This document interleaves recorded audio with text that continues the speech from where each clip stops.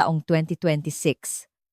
Sa gitna ng puspusang construction sa isang marangyang subdibisyon sa Quezon City, isang karumal-dumal na lihim ang nabunyag. Natuklasan ang mga naaagnas na labi ng isang buong pamilya. Habang binabarena ng mga trabahador ang tila hindi pantay at baku-bakong sahig ng master's bedroom, sumambulat mula sa mga basag na konkreto ang isang nakasusuklam na amoy, kasabay ng pagtilapon ng isang kamay ng tao. Ito ang pamilya ni G. 5 taon na ang nakalipas mula nang sila'y maglaho, dala-dala umano ang 500 milyong piso. Ang sabi-sabi, tumakas sila patungong Cambodia. Ngunit hindi pala sila kailanman nakaalis ng bansa. Sa loob ng 5 mahahabang taon, nanatili silang nakahimlay sa ilalim ng malamig na semento. Ang trahedya ay nagsimula 5 taon bago ang pagkakatuklas. Noong Hunyo ng 2021, isang malakas na bagyo ang humahagupit sa Metro Manila. Sa loob ng kanilang magarang tahanan, abala si Joey De Leon sa pag-aayos ng kanilang mga maleta.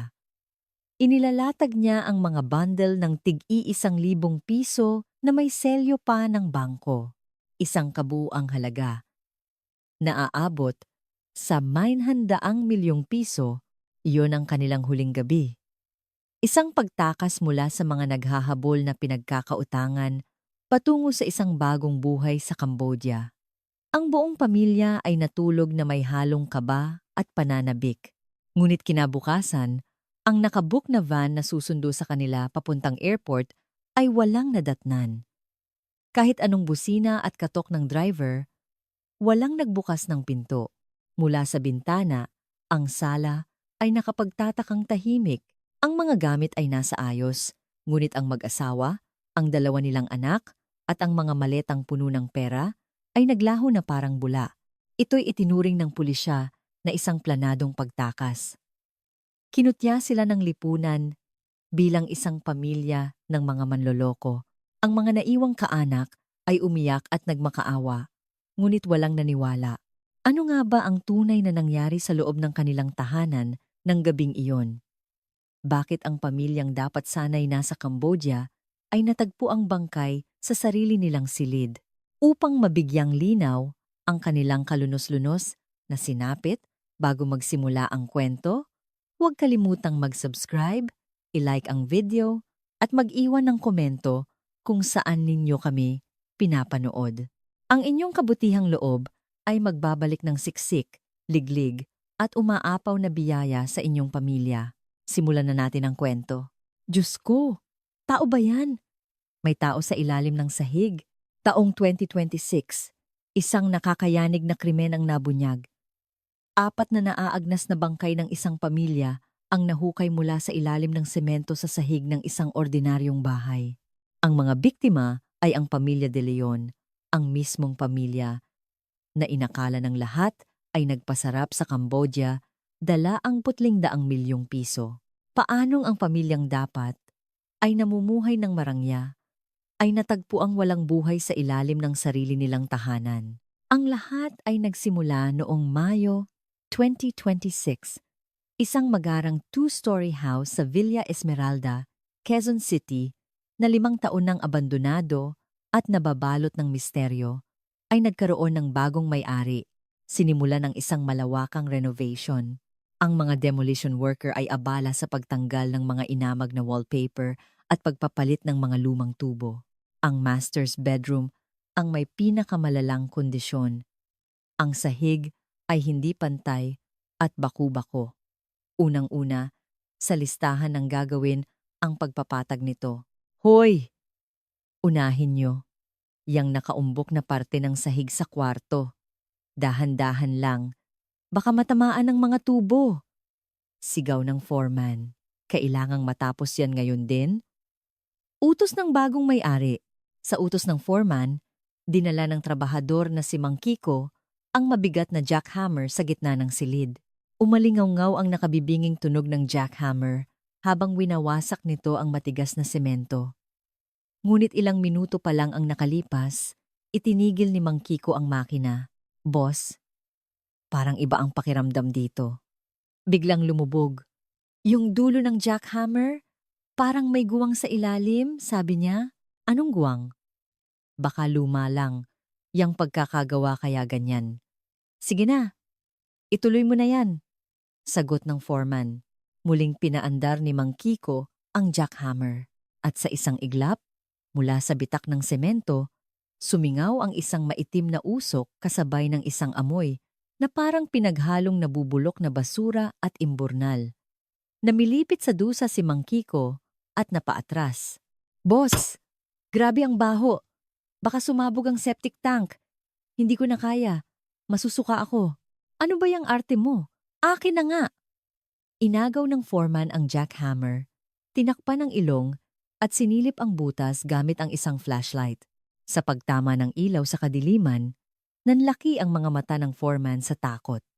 Mula sa mga basag na semento at putik, sumulpot ang isang butot balat na kamay ng tao. Tao! May tao dito! Tumawag kayo ng pulis. Bilis! Agad na rumesponde ang mga pulis at SOCO team.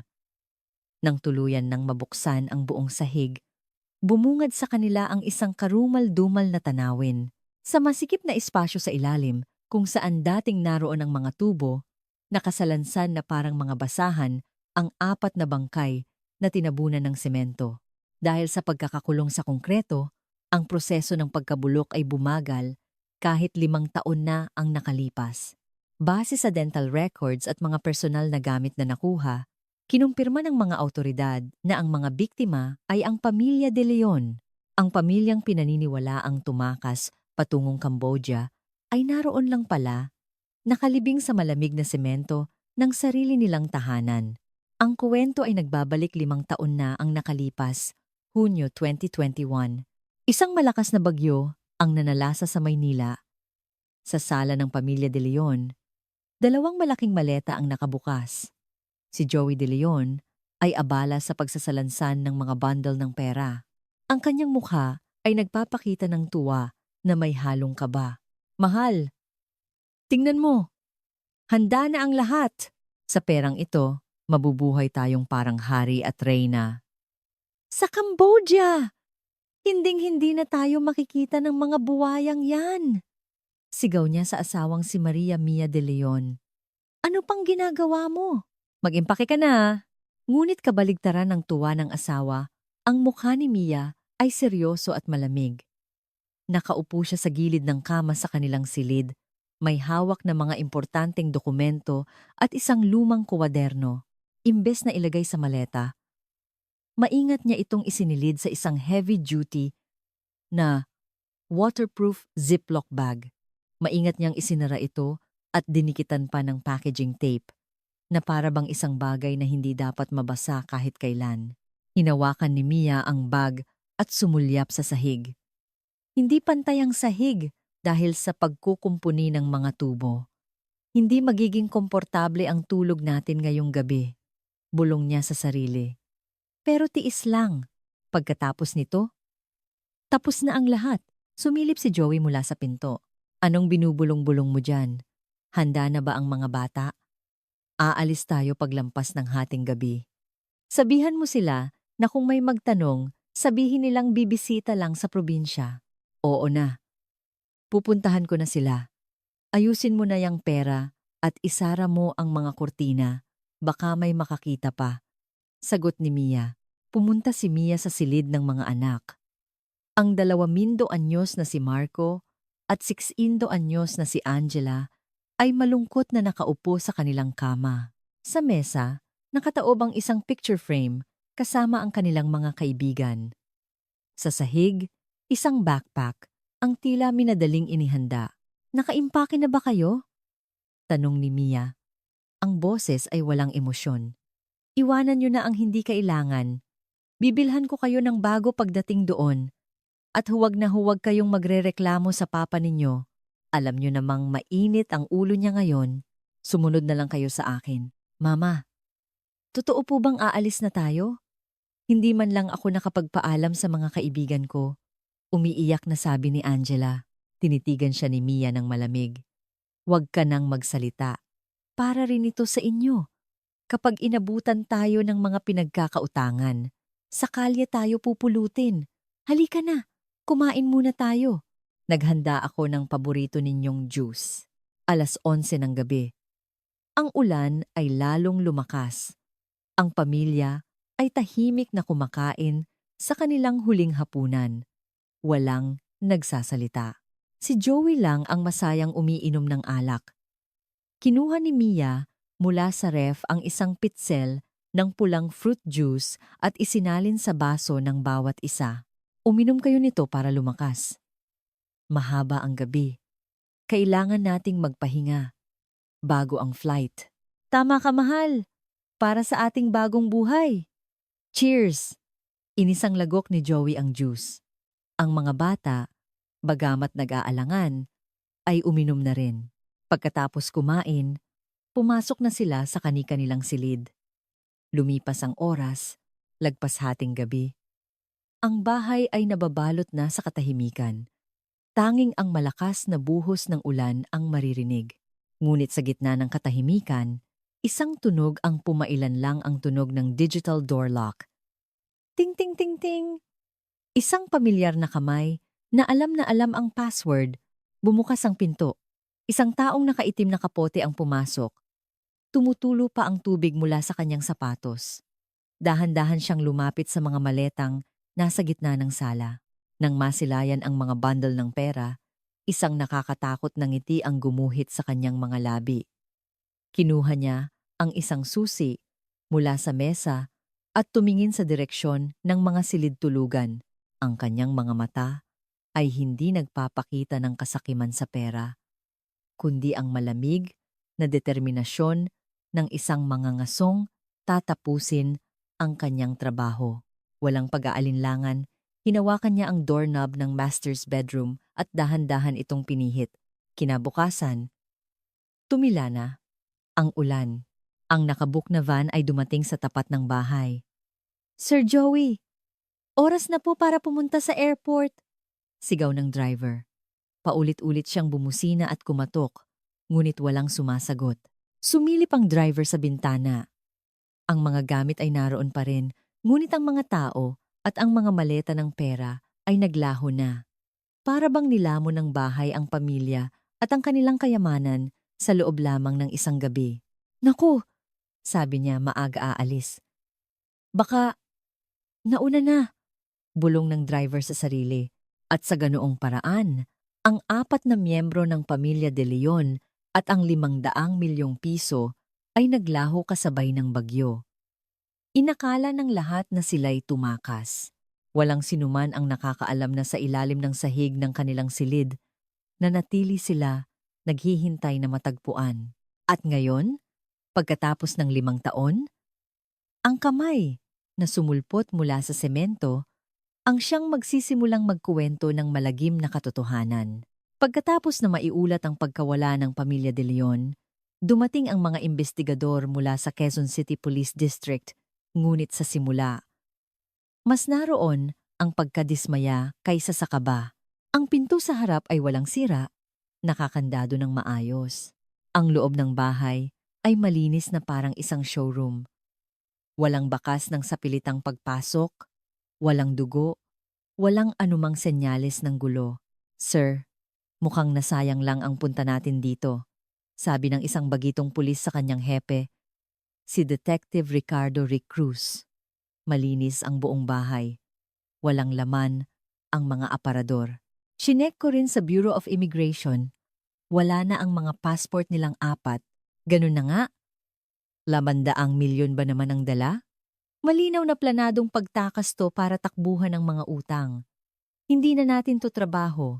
Hayaan na natin ang mga pinagkakautangan na maghanap sa kanila. Sagot ni Det. Cruz, itinuring ng pulisya ang kaso bilang isang simpleng estafa at pagtakas. Ngunit nang magsimula ang investigasyon sa mga kapitbahay, nagbago ang ihip ng hangin. Lumabas ang mga kwento tungkol sa isang kilabot na tao. Detective, noong gabing iyon, grabe ang lakas ng ulan, di ba? Sabi ng isang kapitbahay. Pero bago maghating gabi, may narinig akong ingay sa labas. Pagtingin ko, nandun na naman si Boy Buwaya. Boy Buwaya? Sino yon? Tanong ni Det. Cruz. Naku, Detective, kung hindi nyo kilala si Boy Buwaya, bago kayo dito. Siya si Esteban Garcia, ang pinakakilabot na loan shark sa buong lugar. Sinisipa niya yung gate ni De Leon, sumisigaw. Ilalabas nyo ang pera o kakainin ko kayo ng buhay. Sabi niya, ang mga testimonya ay iisa ang itinuturo. Si Esteban Boy Buwaya Garcia. Agad siyang itinuring na pangunahing suspek at inaresto. Sa paghahalughog sa kanyang sasakyan, isang bagay ang nakakuha ng kanilang pansin. Sa trunk, may isang pala na puno ng putik, isang makapal na lubid, at isang rolyo ng duct tape. Sa interrogation room, galit na galit si Boy Buwaya. Mga pulis, bakit niyo ako tinatratong kriminal? Sila ang may utang sa akin. Sila ang tumakas. Pero ako ang nandito? Huminahon ka, Mr. Garcia. Para saan itong pala at lubid sa sasakyan mo? Ginamit mo ba to para ibaon ng pamilya? Maraming nakakita sa'yo na nanggugulo sa bahay nila noong gabing yon. Ano? Yung pala? Ginagamit ko sa garden ko tuwing weekend. Totoong pumunta ako doon. Pero dahil sa lakas ng ulan, umuwi na lang ako. Hindi man lang ako nakapasok sa loob. Huwag ka nang magsinungaling. Alam na alam mo ang itsura ng loob ng bahay nila. May nagsabi na ipinagkalat mo raw na binubungkal ang sahig ng master's bedroom. Sa sinabi ng detective, natigilan si Boy Buwaya. Oo, tama. Nakita ko yon. Hindi noong gabing yon, pero ilang araw bago sila mawala. Bukas ang pinto ng kwarto nila, nakita ko, parang construction site sa loob. Sinisira ang sahig para daw sa tubo. Ang daming sako ng semento at buhangin. Ginamit ng mga investigador ang detalyadong pahayag na ito laban sa kanya. Para sa kanila, ito ay patunay na pinagplanuhan niya ang krimen, inalam ang lugar, at nakita pa ang posibleng paglilibingan. Kinabukasan, dinala si Boy Buwaya pabalik sa bahay para sa isang walkthrough. Ngunit pagbukas nila ng pinto ng master's bedroom, parehong nagulat si Boy Buwaya at ang mga pulis. Ang sahig ay perpektong natatakpan ng makinis na dilaw na vinyl, walang bakas ng anumang hukay o mga sako ng semento. Kita mo, Mr. Garcia? Ang ganda ng sahig. Anong pinagsasabi mong construction site? Ginugulo mo lang ang investigasyon. Hindi. Imposible. Sigurado ako. May hukay diyan. Pakiusap. Tanggalin niyo yung takip. Baka nasa ilalim niyan. Desperadong sigaw ni Boy Buwaya. Ngunit dahil sa perpektong itsura ng sahig, hindi na inisip ng mga pulis na tingnan pa ang ilalim. Itinuring nila itong isang desperadong palusot ng isang suspek. Ito ang pagkakamaling nagpatagal sa paglutas ng kaso. Ng 5 taon, kung sanay sinilip man lang nila ang ilalim ng vinyl, marahil ay nakita nila ang sariwa pang semento. Dalhin nyo na yan. Walang CCTV, walang alibi. Sigurado akong ikaw ang pumatay sa kanila at itinapon kung saan. Mabulok ka sa kulungan, habang kinakaladkad palabas. Sumigaw si Boy Buwaya. Hindi ako. Pakiusap. Tingnan niyo ang ilalim ng sahig. Bakit ayaw ninyong maniwala? Ang kanyang mga sigaw ay nawala sa hangin. Ang media ay mabilis na naglabas ng mga headline. Kilabot na loan shark, minasaker ang buong pamilya. Si Boy Buwaya, nasa likod niya pagwala ng 500 milyon. Naniwala ang publiko. At ang pulisya ay napilitang gamitin ang lahat ng paraan para paaminin siya. Hinalughog ng pulisya ang mga kalapit na bundok at ilog, ngunit wala silang nakita. Habang papalapit ang deadline para sa pagsampa ng kaso, wala pa ring matibay na ebidensya laban kay Boy Buwaya, walang bangkay, walang pera, at sa gitna ng lahat ng ito, isang fax mula sa Cambodia ang tuluyang nagpabago sa takbo ng lahat. Isang impormasyon na nagsasabing buhay ang pamilya De Leon habang ang investigasyon ay nasa bingit ng kabiguan. Isang araw noong Hulyo 2021, isang fax machine sa tanggapan ng PNP Foreign Liaison Division ang umingay. Isang dokumento mula sa isang leader ng Filipino community sa Phnom Penh. Cambodia, QCPD homicide? Mula ito sa foreign liaison. May ipapadala akong fax. Yung pamilya de Leon na hinahanap ninyo, may nakakita sa Cambodia. Nagkagulo ang buong presinto. Ang impormasyon ay napakadetalyado. Nakita raw ang pamilya de Leon sa VIP room ng isang malaking kasino sa Phnom Penh. Nakasuot ng mamahaling damit, nagpapakasasa sa pagsusugal. Kasunod nito, dumating ang kumpirmasyon mula sa Poipet border crossing sa pagitan ng Thailand at Cambodia. May record na ang passport ni Jose de Leon ay tumawid doon isang araw pagkatapos ng kanilang pagkawala. Kita nyo na. Sabi ko na sa inyo, sigaw ng hepe ng imbestigasyon. Buhay sila. Nagpapakasasa sa 50 milyon. Sinayang lang natin ang oras natin sa maling tao. Sir, lumabas na rin po ang resulta ng forensic sa computer nila. Ito na po ang magpapatunay sa lahat. Ipinakita ng Cybercrime Unit ang search history mula sa computer ni Joey De Leon. Mga katagang tulad ng Cambodia Investment Visa, paano magpadala ng pera nang hindi natutunton, broker ng pekeng passport, at paano iwasan ang tracking ng NBI. Ang tatlong ebidensya ang testimonya mula sa kasino, ang border crossing record, at ang search history ay perpektong nagtugma. Ang kaso ay biglang nagbago. Mula sa isang murder investigation, naging isang planadong pagtakas ng isang pamilya ng mga manloloko.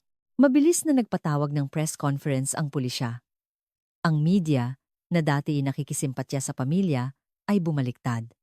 Breaking news. Ang pagkawala ng pamilya De Leon ay isa palang planadong panloloko. Sila ngayon ay nagtatago sa Cambodia, nag-alab ang galit ng publiko. Napuno ng masasakit na komento ang social media. Samantala, si Boy Buaya ay pinalaya dahil sa kakulangan ng ebidensya. Paglabas niya ng kulungan, mukha siyang kahabag-habag. Nang tanungin ng mga reporter, sumigaw siya. Sinabi ko sa inyo, hindi ako! Sinira ng mga pulis ang buhay ko. At yung pamilyang yon, hindi sila pumunta sa Cambodia. Nakita ko ang hukay sa kwarto nila. Ngunit walang naniwala. Para sa lahat, isa na siyang mamamatay tao na nakalusot lang. Naging isa siyang palaboy na lasinggero, palaging bumubulong sa hangin.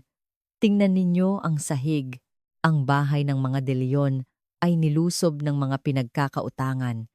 Sinira nila ang gate at kinuha ang lahat ng gamit. Ang matandang ina ni Joey ay nagmakaalaman. Maawa na po kayo. Hindi magnanakaw ang anak ko. May masamang nangyari sa kanila.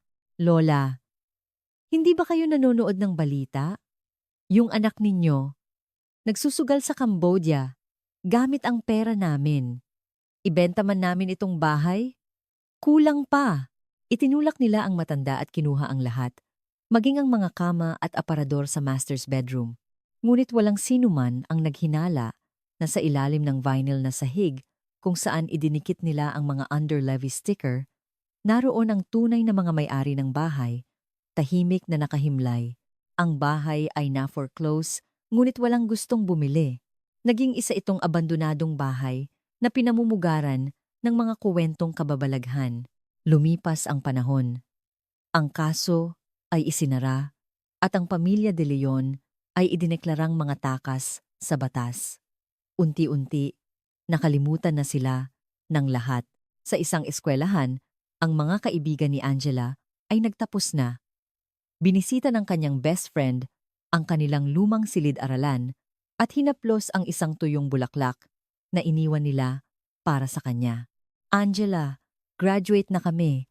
Sana masaya ka dyan sa Cambodia. Ang daya mo, hindi ka man lang nagpaalam.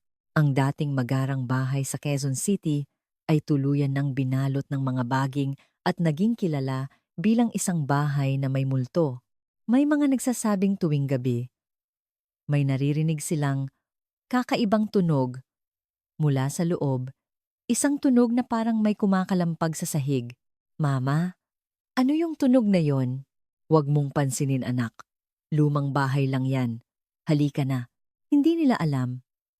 Iyon pala ang desperadong paghingi ng tulong ng mga kaluluwang nakakulong sa semento, naghihintay na marinig pagkatapos ng 5 taong katahimikan. Maliban sa isang tao, ang buong mundo ay nakalimot na. Siya si Detective Rick Cruz, ang dating bagitong pulis na ngayon ay isa ng veterano na hindi kailanman binitiwan ang kaso sa kanyang isipan. Lumipas ang 5 taon. Taong 2026 na. Para kay Detective Rick Cruz, ang oras ay huminto noong gabing iyon ng 2021. Hindi niya makalimutan ang mga mata ni Boy Buwaya habang isinisigaw nito ang kanyang kawalang sala. Lihim niyang pinag-aralan muli ang kaso, ginamit ni Det. Cruz ang kanyang vacation leave at sariling pera para lumipad patungong Cambodia. Pagkatapos ng masusing paghahanap sa mga iskinita ng Phnom Penh, natagpuan niya ang lalaking nagbigay ng impormasyon 5 taon na ang nakalipas. Ikaw ang nagsabi sa pulis na nakita mo ang pamilyang ito sa kasino, tama? Cruz, inilapag ang mga lumang litrato. Tumingin ka sa mata ko. Totoo ba ang sinabi mo? Ang lalaki ay hindi mapakali. Naku, ang tagal na po niyan. Baka nagkamali lang ako ng tingin. Magkakamukha po kasi kayong mga dayuhan. Nagkamali? 4 na buhay ang pinag-uusapan dito. May nakita akong record na may pumasok na $500 sa bank account mo kinabukasan matapos mong tumawag. Gusto mo bang arestuhin kita para sa perjury at dalhin sa Pilipinas? O sasabihin mo ang totoo? Nang makita ang posas, namutla ang lalaki. Patawad po. Sasabihin ko na po. Hindi ko po sila nakita. May isang lalaking Koreano. Ay, Pilipino po pala na nagbayad sa akin para sabihin. Yon, sabi niya, inayos na rin daw niya ang immigration records gamit ang isang broker. Sino ang nagbayad sa'yo? Tandaan mo ang itsura. Matangkad po, nakasalamin. Sir po ang tawag sa kanya. Kinilabutan si Det. Cruz! Ang buong kwento ng pagtakas sa Cambodia ay isang perpektong palabas na gawa-gawa ng kung sino. Pagbalik sa Pilipinas, dali-dali siyang pumunta sa kanyang hepe. Chief, kailangan nating buksan ulit ang kaso ng pamilya De Leon. Kasinungalingan lahat ang testimonya mula sa Cambodia. Hindi kailanman umalis ng bansa ang pamilya. Rick, 5 taon na ang nakalipas. Anong sasabihin ng nakatataas? May ebidensya ka ba? Maliban na lang kung mahahanap mo ang mga bangkay, tigilan mo na yan. Chief, hindi ito simpleng pagkawala. Isa itong murder case. Kailangan nating halughugin ulit ang bahay na yon. Nabenta na sa auction ang bahay na yan. Wala tayong karapatang pasukin ang pribadong pag-aari nang walang matibay na basehan. Umalis ka na. Walang nagawa si Det. Cruz. Samantala, sa bahay sa Quezon City, puspusan na ang renovation. Grabe ang amoy ng bahay na to. Amoy kulob? Reklamo ng isang trabahador. Sige na. Bilisan nyo na para makauwi na tayo. Kiko, simulan mo nang basagin yang sahig sa master's bedroom. Ipapatanggal lahat ng tubo, sabi ng may-ari. Pumasok si Mang Kiko sa silid, dala ang jackhammer. Nang tanggalin ang vinil, bumungad ang baku-bakong semento. Sino kayang gumawa nito? Ang pangit ng pagkakapantay. Bulong niya. Dug dug dug dug. Muling umalingaw-ngaw ang tunog. At tulad ng dati, biglang lumubog ang dulo ng jackhammer at sumingaw ang mabahong amoy. Boss! Yung amoy, grabe! Baka may sumingaw na tubo. Sa ilalim, tigilan mo na yang reklamo mo. Tapusin mo yan o walang sahod. Pinilit ni Mang Kiko na magtrabaho. Sa pag-aalis ng mga basag na semento, may nahawakan siyang malambot isang lumang tela at isang plastik na balot sa gitna ng putik. Nang alisin niya ang putik, unti-unting lumitaw ang hugis ng isang tao. Tao. Boss, may bangkay dito. Tawagin ang pulis. Naging magulo ang lugar. Ang unang rumesponde sa tawag sa radyo ay si Detective Cruz. na para bang naghihintay lang sa balitang ito. Pumasok siya sa silid. Sa pagkakita sa mga bangkay na nakasalansan sa ilalim ng sahig, bumalik sa kanyang alaala ang sigaw ni Boy Buwaya, 5 taon na ang nakalipas. Tama si Boy Buwaya. Tama siya. 5 taon silang nandito lang sa ilalim ng mga paa natin. Bulong ni Det. Cruz? Puno ng pagsisisi. Habang maingat na inaalis ng Soko ang mga bangkay, isang bagay ang napansin ng foreman sa tabi ng bangkay ng babae. Detective, tingnan niyo po ito. May nakasiksik na plastic bag. Lumapit si Det. Cruz. Sa kabila ng dumi at pagkabulok sa paligid, ang isang bagay na iyon ay nanatiling malinis. Isang heavy-duty, waterproof Ziploc bag na binalot pa ng packaging tape. Hindi ito ordinaryong bagay, sabi ni Det. Cruz, ingatan niyo yan. Baka nandito ang sagot sa lahat, alam ni Det. Cruz na, ito ay isang time capsule, isang mensaheng iniwan ng mga biktima para sa sinumang makakatuklas sa kanila. Ang katotohanan, bagamat nakakulong sa semento sa loob ng 5 taon, ay hindi kailanman nabubulok. Habang inilalagay ang Ziploc bag sa isang evidence pouch, nangako si Det Cruz. Tapos na po ang paghihirap ninyo. Patawarin niyo kami sa aming pagkukulang. Pangako. Hahanapin ko kung sino ang gumawa nito sa inyo. Ang pinto ng impyerno na natabunan sa ilalim ng sahig ay bumukas na. At sa loob nito, ang katotohanang magpapayanig sa lahat. Naging sentro ng investigasyon ang PNP Crime Laboratory. Ang susi sa paglutas ng kaso ay hindi lamang nasa mga bangkay, kundi sa isang maruming plastic bag na nakuha sa tabi ng labi ni Mia De Leon. Nang buksan ng mga investigador ang Ziploc bag, walang mabahong amoy na sumingaw. Sa halip, ang hangin mula pa noong 2021 ang tila lumabas. Ang mga dokumento at isang lumang leather-bound na kuwaderno sa loob ay perpektong napreserba. Binuklat ni Detective Cruz ang kuwaderno. Hindi ito isang simpleng listahan ng gastusin. Ito ay isang detalyadong talaan ng isang planadong krimen. Hunyo 15.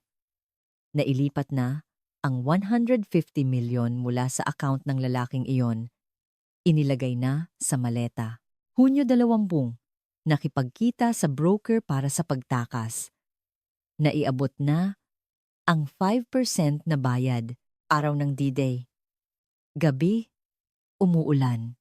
Nakahanda na ang pampatulog. Walang alam ang mga bata. Napatigil si Det Cruz sa mga salitang ang lalaking iyon. Halatang hindi pagmamahal, kundi galit ang nararamdaman ni Mia para sa kanyang asawang si Joey. Ang mga sumunod na pahina ay mas nakakagulat. Kailangan lang mawala ang lalaking iyon. Matatapos na ang paghihirap ko sa mga utang at sa isang walang kwentang asawa, ang 7 bilyon ay mapupunta sa akin at sa mga anak ko, at kasama niya, makakapagsimula kami ng bagong buhay. Diyos ko, hindi pala siya biktima, bulong ni Det Cruz. Si Mia. Siya ang nagplano na patayin ang asawa niya para makuha ang pera. At may kasabwat siya, yung siya, na tinutukoy niya. Biglang dumating ang medico-legal. Detective, ang resulta ng autopsy ay napaka-interesante. Lahat sila, ang ikinamatay ay sakal. Pero ang kakaiba, walang bakas ng paglaban. Walang paglaban? Paanong hindi lalaban ang isang lalaki kapag sinasakal? Dahil sa tiyan nila. Paliwanag ng doktor, lahat silang 4. May mataas na dosage ng sleeping pills sa kanilang sistema. Halos nakamamatay na dami. Ibig sabihin, pinatulog muna sila bago isa-isang pinatay. Walang kahirap-hirap. Kinilabutan si Det Cruz. Naalala niya ang nakasulat sa kuwaderno, nakahanda na ang pampatulog. Ngunit ang tanong, bakit pati si Mia, ang utak ng plano, ay namatay sa parehong paraan? Doc, pati ba si Mia may pampatulog sa sistema? Oo. At iyan ang nakapagtataka. Malamang siya ang nagpainom sa pamilya, pero bakit mayroon din sa kanya? Ibig sabihin, nilinlang siya ng taong kasabwat niya. Ipinaliwanag ng isang profiler. Ang gumawa nito ay isang taong kalkulado at walang puso. Hindi siya nagpanik. Ginamit niya ang hukay na inihanda mismo ni Mia. Isinalansan niya ang mga katawan na parang Tetris, binuhusan ng semento at tinakpan. Ang entabladong inihanda ni Mia para sa kanyang perpektong krimen ang naging libingan ng kanyang buong pamilya. Si Mia, sa tulong ng kanyang kalaguyo, ay nagplanong patayin ang asawa, ngunit ang kalaguyo ay mastuso. Pinatay niya rin si Mia at ang mga anak para solohin ang 500 milyon. Sino ang kalaguyong ito? Sino ang siya na tinutukoy sa kwaderno? Ang sagot ay nasa Ziploc bag pa rin. Sa isang maliit na bulsa, may isang SIM card. Ginamit ito ng Digital Forensics Team para i-recover ang mga lumang text messages. Isang mensahe ang namukod-tangi, ipinadala noong gabi ng krimen. 11:40 PM. Ang tatanggap ay hindi nakasave sa contacts, ngunit ang nilalaman ay malinaw. Sir, tulog na po ang asawa ko. Pwede na po kayong pumunta. Ingat po sa ulan. Sir, sabi ni Det. Cruz, isang taong tinatawag ni Mia na Sir. Isang taong pinapupunta niya sa bahay nang hating gabi habang tulog ang asawa. Hindi ito basta kalaguyo. Isa itong taong malapit sa pamilya. Isang taong hindi paghihinalaan, binalikan ni Det. Cruz, ang mga lumang file. Isang pangalan ang lumitaw sa kanyang isipan. Teka, yung tutor ng mga bata, yung med student, siya lang ang tinatawag nilang Sir Don. Pagkatapos ng insidente, bigla siyang umalis papuntang Amerika para daw mag-aral. Si Paulo Reyes po ba, sir? Pero malinis po ang alibi niya noon. Kasama raw niya ang mga kaibigan niya. I-check niyo ulit ang alibi na yan. Siya lang ang posibleng tao. Hanapin niyo kung nasaan na ngayon si Paulo Reyes. Ang SIM card na itinago ni Mia sa loob ng 5 taon ang siyang nagturo sa pangalan ng pumatay sa kanya. Ang sir na nagtago sa likod ng maskara ng isang mapagkakatiwalaang guro. At sa pag-aakalang tapos na ang mga sorpresa, isang report mula sa DNA analysis ang lalong yumanig sa buong investigation team. Sir, tingnan niyo po ito. Hindi pala sila tunay na pamilya, sabi ng isang investigador kay Detective Cruz. Anong ibig mong sabihin? Ang DNA ng 2 bata ay hindi tumutugma kay G. Jose de Leon. Hindi siya ang ama, at ang mas nakakagulat, magkaiba rin ang ama ng 2 bata, ibig sabihin, dinala lang ni Mia ang mga anak niya mula sa 2 magkaibang lalaki noong nagpakasal sila ni G. De Leon, na tahimik ang lahat. Ang pamilyang tinitingala sa kanilang komunidad ay binuo pala sa isang malaking kasinungalingan. Malamang ay baog si G. De Leon kaya't tinanggap niya ang mga bata bilang sariling kanya. Ngayon, mas naging malinaw ang isinulat ni Mia. Ang 500 milyon ay mapupunta sa akin at sa mga anak ko para sa kanya. Si Joey ay hindi pamilya, kundi isang bangko na kailangan lang nakawin at itapon. Ang babaeng to. Napakasama, sabi ni Det. Cruz. Pero malinaw na hindi siya ang pumatay. Ang sir na yun ang gumawa ng lahat. Muling ipinatawag ang mga kaibigan ni Paulo Reyes mula sa med school. Sa simula, iginiit nilang magkakasama sila buong gabi. Ngunit nang bigyan ng pressure ni Det, Cruz ang isa sa kanila, umamin nito. Ang totoo po. Umalis po si Paulo ng mga 3 oras noong gabing yon. Sabi niya, may kakausapin lang daw siya. Nakiusap po siya sa amin. Na kung may magtanong, sabihin naming magkakasama kami buong gabi. May komplikado daw siyang relasyon sa nanay ng mga tinuturuan niya at ayaw niyang masira ang pagiging doktor niya. Anong itsura niya pagbalik? Tanda ko pa. Mukha siyang basang sisiw. Kahit may payong daw siya, basang-basa mula ulo hanggang paa. At ang sapatos niya, puno ng putik. Tinanong pa nga namin kung saan siyang construction site galing. Ito na ang patunay.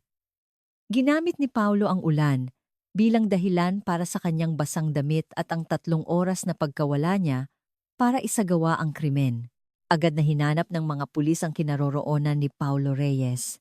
Pagkatapos mag-aral sa Amerika, bumalik siya sa Pilipinas at ngayon ay isa ng matagumpay na surgeon. Nakapagpatayo siya ng sarili niyang 5-box-story clinic sa isang mamahaling lugar sa Maynila. Isang bagay na imposible para sa isang galing sa hirap na doktor na ilang taon pa lang sa propesyon. Sir, ayon sa bangko, 80% ng ibinayad niya sa gusali ay cash. Halos walang loan. Saan galing ang perang yon? Sigurado, galing sa 500 milyon ni De Leon. At ang huling piraso ng ebidensya, ang cell site data. Gamit ang bagong teknolohiya, napatunayan nilang noong gabi ng krimen, ang cellphone ni Paulo Reyes ay hindi nasa bar kung saan sila nag-iinuman, kundi nasa loob ng 50-meter radius ng bahay ng mga De Leon.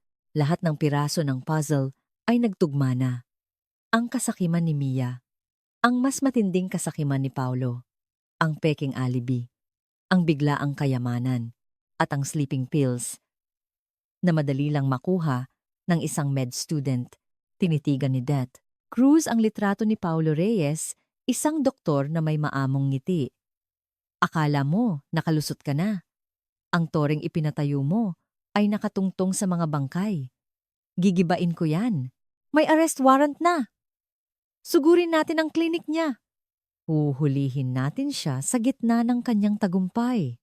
Isang tahimik na convoy ng mga police car ang umalis, patungo sa klinik ng doktor na nagtago sa likod ng isang maskara ng kabutihan sa loob ng 5 taon. Sa isang kilalang ospital sa Maynila, naghihintay si Detective Cruz sa labas ng klinik ng isang respetadong surgeon. Ang dating mahirap na med student na si Paulo Reyes ay isa na ngayong tinitingalang doktor. Bumukas ang pinto. Lumabas si Dr. Paulo Reyes, nakangiti sa kanyang pasyente. Maganda ang resulta ng operasyon. Inumin niyo lang ang gamot. Magkita tayo sa susunod na linggo. Nang lumingon si Paulo, nagtama ang kanilang mga mata. Bahagyang nanginig ang kanyang mga mata, ngunit agad siyang ngumiti.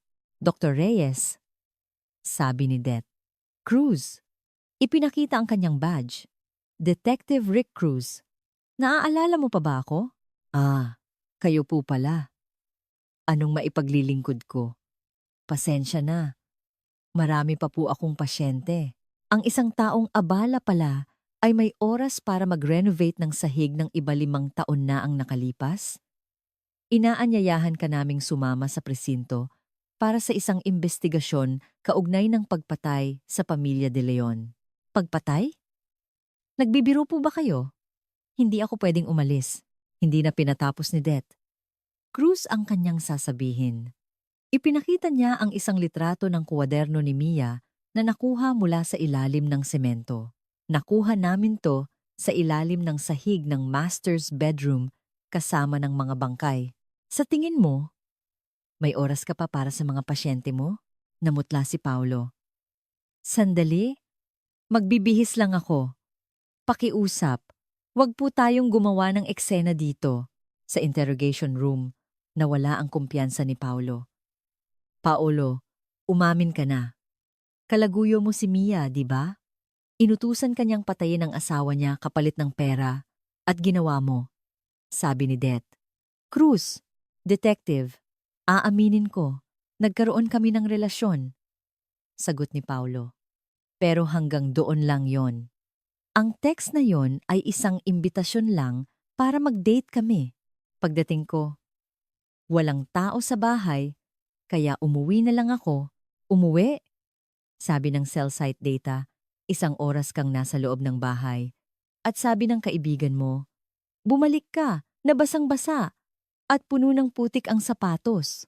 Saan ka naman magkakaputik sa gitna ng Quezon City, kundi sa construction site? Nadulas lang po ako dahil sa ulan. Lasing po ang kaibigan ko. Hindi mapagkakatiwalaan ang sinasabi niya. Depensa ni Paulo. Detective, puro circumstantial evidence lang yan. Sabat ng abogado. Mayroon ba kayong direktang ebidensya na pumatay ang kliyente ko? Ebidensya? Meron. Ngumiti si Det Cruz at ipinakita ang isang video sa laptop. Isang malabong CCTV footage mula sa isang lumang vulcanizing shop malapit sa bahay. Dahil may sarili itong generator, hindi ito namatay noong gabing iyon. Ipinakita sa video ang isang lalaking kamukha ni Paulo na pumasok sa eskinita na walang dala. Ngunit paglabas, ay hirap ng buhatin ang dalawang malalaking maleta. Pumasok ang matandang may-ari ng shop. Siya nga! Yung binatang yan! Binati ko pa siya. Sabi ko, ang sipag mo. Iho, umuulan pa. Tanda ko yung salamin at matalas na mga mata niya. Napayuko si Paulo.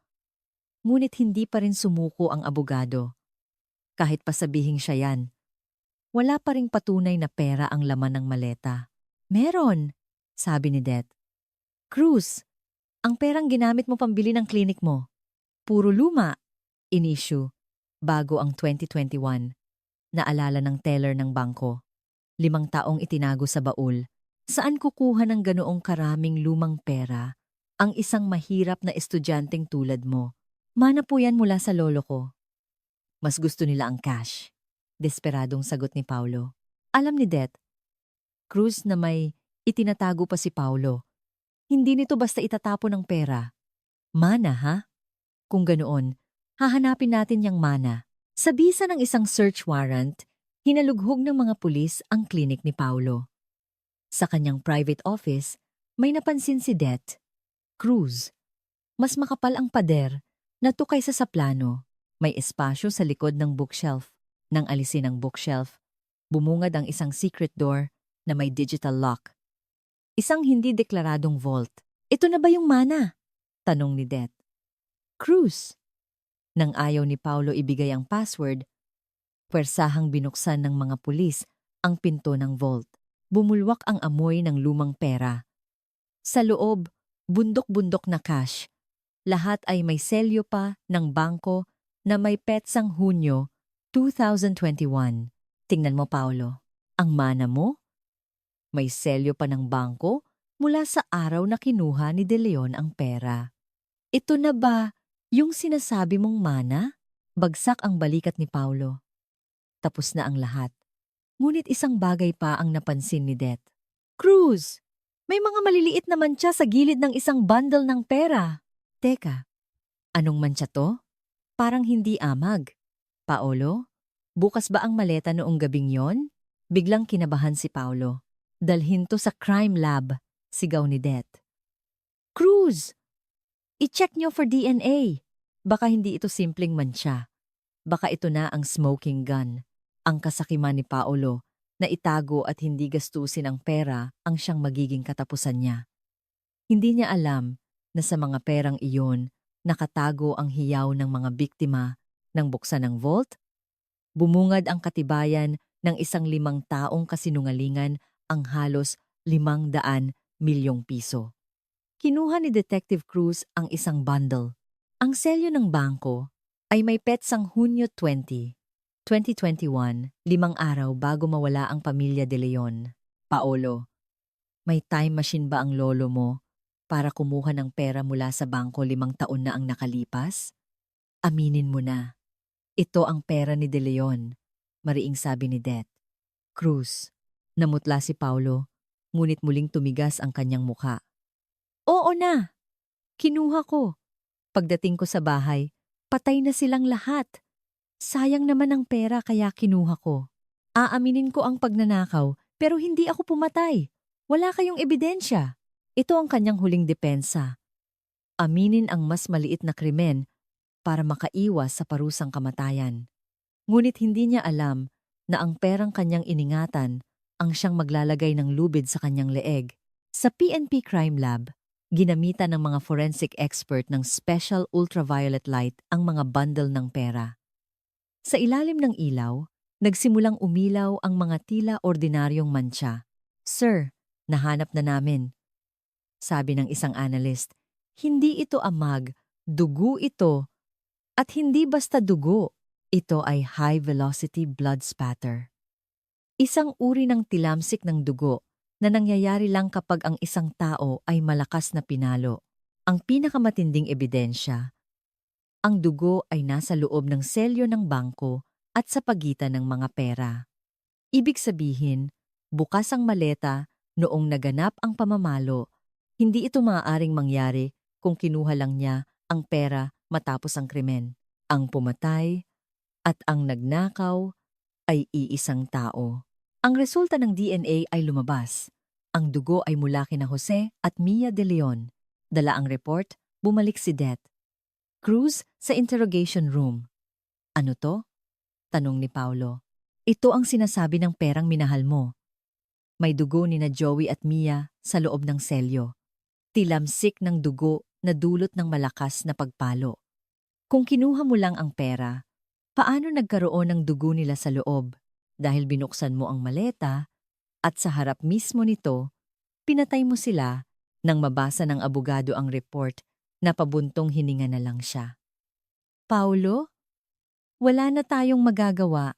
100% tinatanggap ng korte ang DNA evidence. Umamin ka na lang, gumuho ang mundo ni Paulo.